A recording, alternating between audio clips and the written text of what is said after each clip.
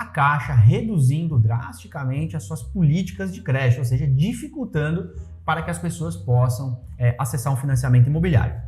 Da onde vem o dinheiro do financiamento? Por que isso está acontecendo efetivamente? Bom, a maior parte dos financiamentos vem do FGTS e da caderneta de poupança.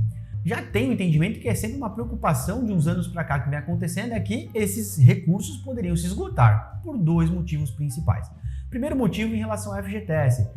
Cresce muito a demanda da famosa pejotização, né? Pessoas que estão indo para o mercado de trabalho enquanto mais informal, né? Não estão preferindo ir pelo caminho CLT, por exemplo, para ser, por exemplo, PJ. Então, a gente tem um crescimento muito grande de prestações de serviço, trabalhos autônomos, enfim, né? As pessoas saindo do modelo tradicional, ou seja, então, cada vez menos recolhimento de FGTS. E depois, na caderneta de poupança, graças a Deus, por um lado, o brasileiro não é mais bobo, né, turma? Inclusive, no momento que a gente tem Selic tão alta, você tem N opções de deixar o seu dinheiro rendendo muito além da poupança. E claro, antigamente, né, as pessoas tinham uma limitação à informação, né, não sabiam como investir, deixa na poupança, é mais fácil, né?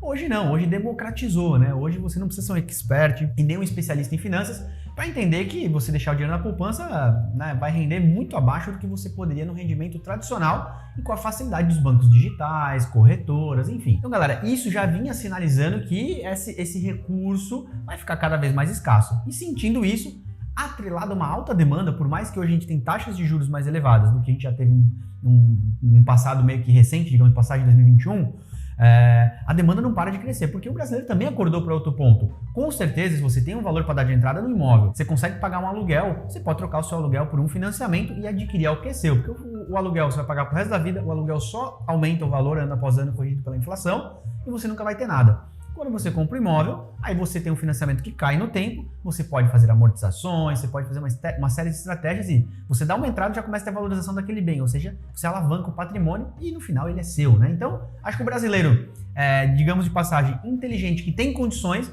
não quer mais ficar morando de aluguel. Então, tudo isso acarretou para a Caixa, digamos de passagem, ficar com o caixa apertado pela alta demanda, falta de recurso, e aí teve que fazer o seguinte, dificultar o acesso ao financiamento. Não demorou muito, oficialmente a Caixa mudou. Ela já tinha feito uma mudança no Minha Casa Minha Vida para algumas regiões, limitando tabela price. Depois fez mais uma modificação para imóveis usados, ou seja, ela vinha cortando aos poucos. Agora ela fez um corte geral. E o que muda a partir de agora? Primeiro de tudo, galera, é a redução do teto do financiamento. O financiamento tradicional, tabela saque, a famosa decrescente, que antes era 80%, vai cair para 70%. Ou seja, se antes você tinha que dar 20% de entrada para o imóvel, agora você tem que dar 30%. E isso a gente sabe que onera muito na hora de comprar imóvel, porque além da entrada você tem os custos de TBI, de cartório e tudo mais, beleza? E na tabela price, praticamente deixando impossível, né, turma? Tabela price exigindo 50% de entrada, antes que era 70%, reduzindo para 50%. Então, galera, ficou muito difícil agora financiar um imóvel com a Caixa, é fato,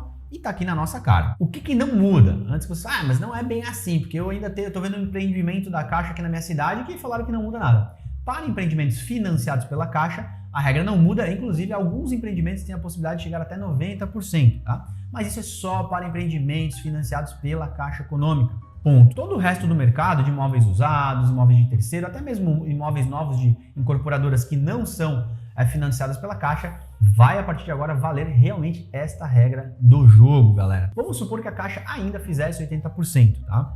Então, hoje, a Caixa não vai fazer, mas outros bancos vão fazer. Itaú faz 80%, até 90%, dependendo do perfil do cliente. Bradesco faz, Santander faz. Você tem BRB fazendo. Você tem uma porrada de instituições, Banco do Brasil, enfim, que fazem financiamento imobiliário, então você não precisa ficar refém da Caixa Econômica. Tudo que na Minha Casa Minha Vida, a taxa média hoje da Caixa Econômica está em torno aqui de 9,80%. Contra uma média de 10,5% a 11% das demais instituições financeiras. Então, no final do dia, todo mundo fica muito preso na Caixa, turma, porque a Caixa é mais barata, a Caixa é mais barata. Beleza, ela é mais barata? Sim, em alguns casos ela é mais barata. Porém, o quanto isso, na prática, é mais barato? Então, acho que primeiro aqui é para quebrar um tabu, porque a pessoa pensa, pô, se na Caixa vai dar 3.700, no outro banco vai dar 4.200, 4.300. Não é sempre verdade. Às vezes a diferença é bem estreita. Fechou? Então, acho que é o primeiro ponto. Então, galera, não fique só refém dessa visão que só a Caixa funciona. Inclusive, eu não dei o exemplo do BRB aqui, mas, por exemplo, hoje o BRB tem uma taxa menor que a Caixa e continua fazendo 80%. Fechou?